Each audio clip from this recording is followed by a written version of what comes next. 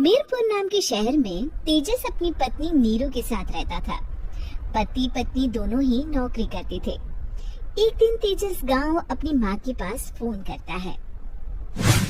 Hello, प्रणाम माँ। जीते रहो माँ, तुम दादी बनने वाली हो। अरे वाह, ठीक है बेटा, मैं कल ही आती हूँ।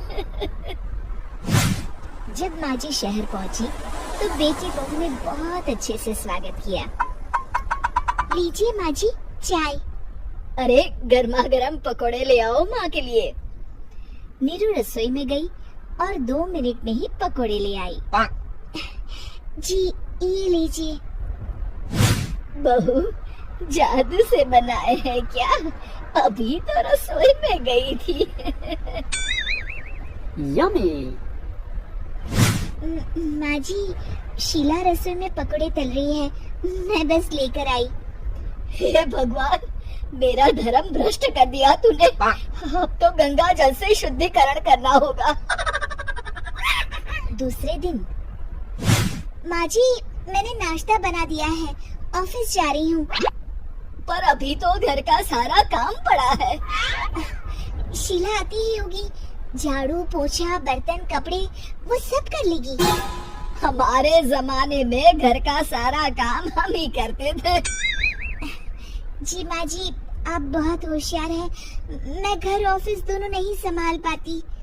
तो जरूरत क्या है घर से बाहर जाकर चाकरी करने की? वैसे भी घर का काम खुद करने से घर में बरकत आती है, समझी? पर माँ जी, पर वर कुछ नहीं, इस महीने की पगार मिले फिर ऑफिस बंद है। हाँ। रात को नीरू तेजस से कहती है, सुनिए जी, माँ जी बोल रही थी कि मैं नौकरी छोड़ दूं। वैसे ठीक ही तो है, अभी तुम्हें आराम की जरूरत है। फिर भी आराम कहाँ, शीला को छुड़ाने के लिए बोल रही थी। तो अब 24 घंटे में इतना काम तो कर ही सकती हो। पर जॉब पसंद है मुझे, घर पर मन नहीं लगेगा। अगले दिन जब दोनों ऑफिस के लिए निकल रहे थे, मेरी तो कोई कीमत ही नहीं है इस घर में। माँ जी, आजकल महंगाई बहुत है, रहन सहन भी बदल गया है। दोनों नौकरी करते हैं तभी ठीक रहता है। अच्छा, तू कहना क्या चाहती है? मेरा बेटा तुझे बिठा के खिला नहीं सकता? तू ही इस घर का खर्च चला रही है, हैं? नहीं माँ जी, मेरा वो मतलब नहीं था।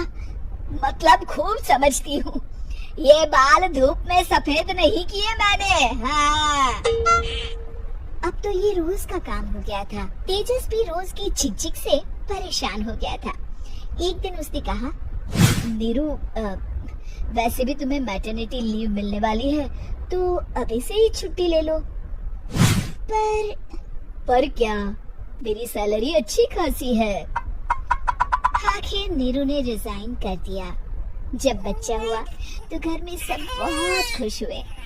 कुछ दिनों बाद तेजस फाइल देख रहा था। क्या हुआ तेजस, कुछ परेशान लग रहे हो?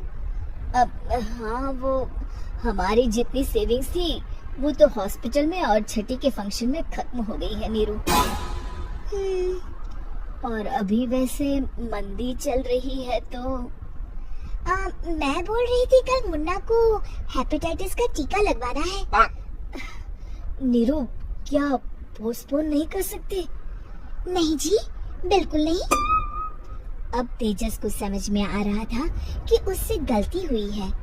पैसों की कमी का असर घर के माहौल पर भी पड़ रहा था। अगले दिन, बेटा मेरा चश्मा और ये दवाइयाँ ले आना, पर्चा देते हुए माँ जी ने कहा।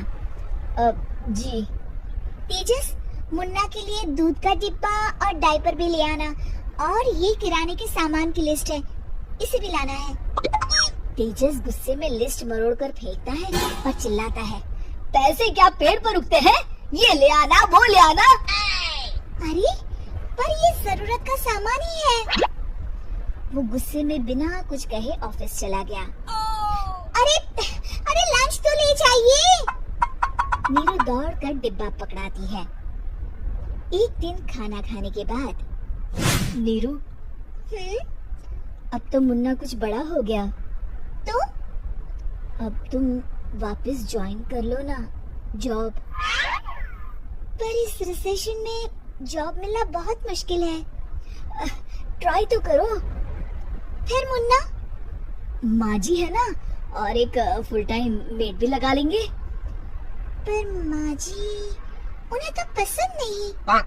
तभी माँ जी वहाँ आ जाती है और प्यार से नीरू के सर पर हाथ फेरते हुए बोलती है, अब मेरी समझ में आ गया बहू, पहले के और अब के समय में अंतर है।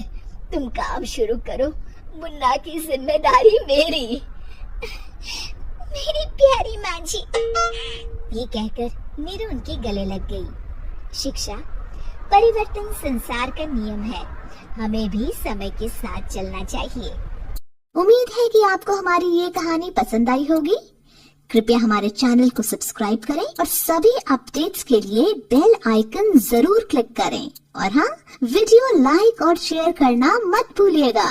Bye bye.